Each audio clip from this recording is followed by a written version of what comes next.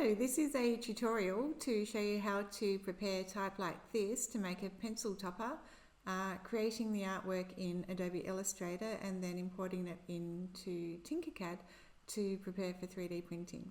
So the first part of this tutorial is Illustrator, so you're going to go File, New or Control N, and you're going to create a document 100mm by 100mm and click on Create. And there's your file there.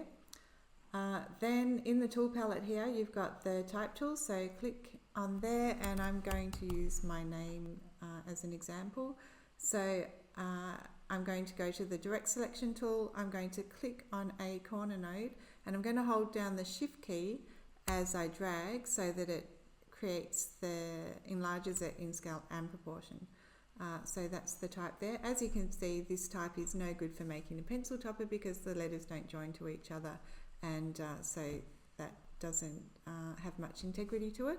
So I'm going to go up to character up the top and choose something more appropriate, such as, just scroll through and see if there's anything that comes up.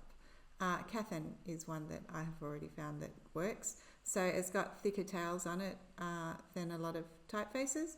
So I'll go for something like that.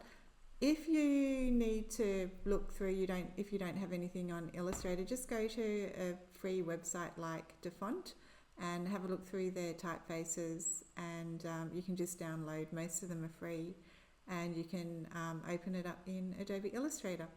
So you can see here with the baseline underneath it, it's still just in a type format. So what I want to do is create shapes that I can manipulate from that. So I'm going to select my type, and then I'm going to go up to type and down to create outlines. And so now you can see that they're individual type and they're overlapping each other where those blue lines are. So now I can manipulate that. It's still grouped, so I'm going to do Control-Shift-G to ungroup it, and so now you can see they're all individual letters. I'm going to just select the L and move it across so it hooks up with the I, and then you can see the I, the dot of the I isn't connected to the stem of the I, so I need to change that. So I'm going to go to Object and scroll all the way down to Compound Path and Release. So that disconnects the two, and then I'm just going to select that and move it down. What I do when I'm doing a bit more detailed work and I want to see really how things are joining or what they actually look like, I'll go Control Y, and that shows me the wireframe of the type, and then if there's anything that I want to move, then I can move it. If I want to go back for the actual view, then I just do Control Y again, and it will show me that.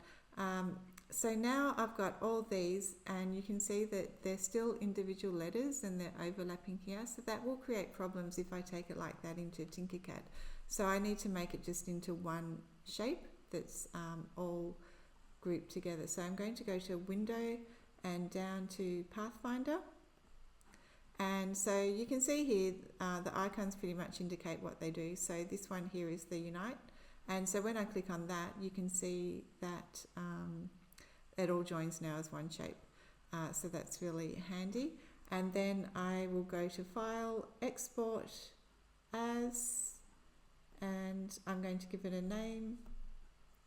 So something like Lisa Topper 1, and save it as an SVG file, and that then is appropriate to import into Tinkercad.